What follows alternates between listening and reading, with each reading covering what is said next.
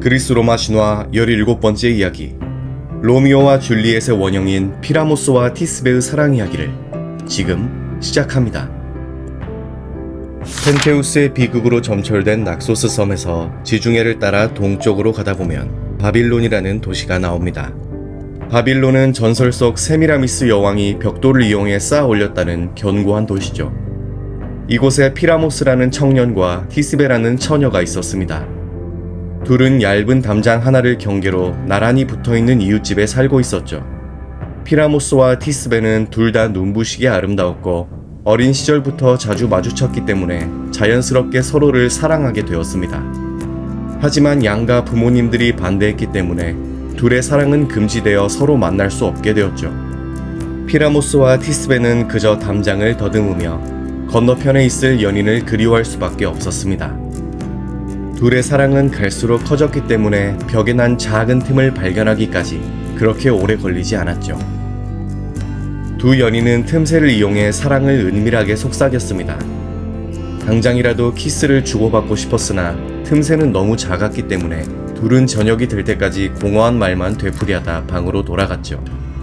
밤과 낮이 몇 번씩 바뀌며 사랑이 걷잡을 수 없을 정도로 커졌을 때 둘은 한 가지 계획을 세웠습니다.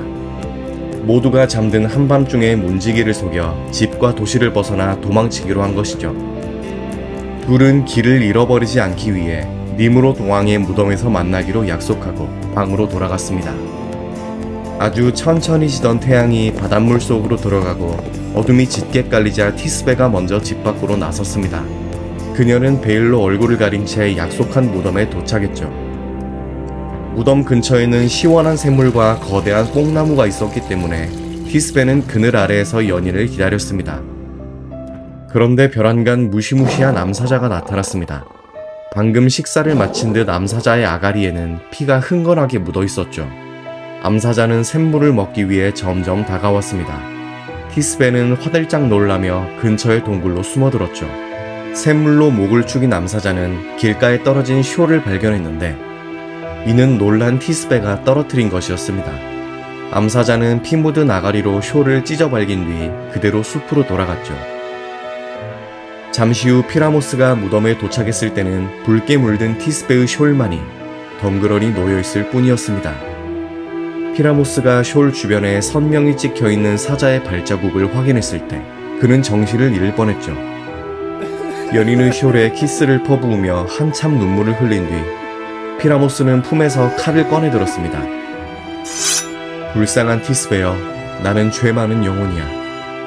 당신을 밤중에 이 무서운 곳으로 불러내놓고 먼저 오지도 않았으니 내가 당신을 죽인 거나 마찬가지야. 자, 이제 내 피도 빨아먹거라. 그는 꺼내든 칼로 자신의 옆구리를 찔렀고 연인의 곁으로 가기 위해 재빨리 칼을 뽑아버렸습니다.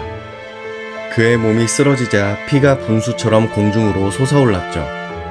이때 뿜어져 나온 피들이 주변의 뽕나무에 묻어 열매를 붉게 물들였습니다. 한편 티스베는 여전히 사자가 두려웠지만 애인을 사랑하는 마음이 더 컸기 때문에 용기를 내어 무덤으로 돌아왔습니다. 약속한 장소에 돌아온 티스베는 자신이 맞게 찾아온 건지 헷갈렸죠. 분명 그녀가 봤던 뽕나무에는 하얀색 열매가 맺혀 있었기 때문이었습니다.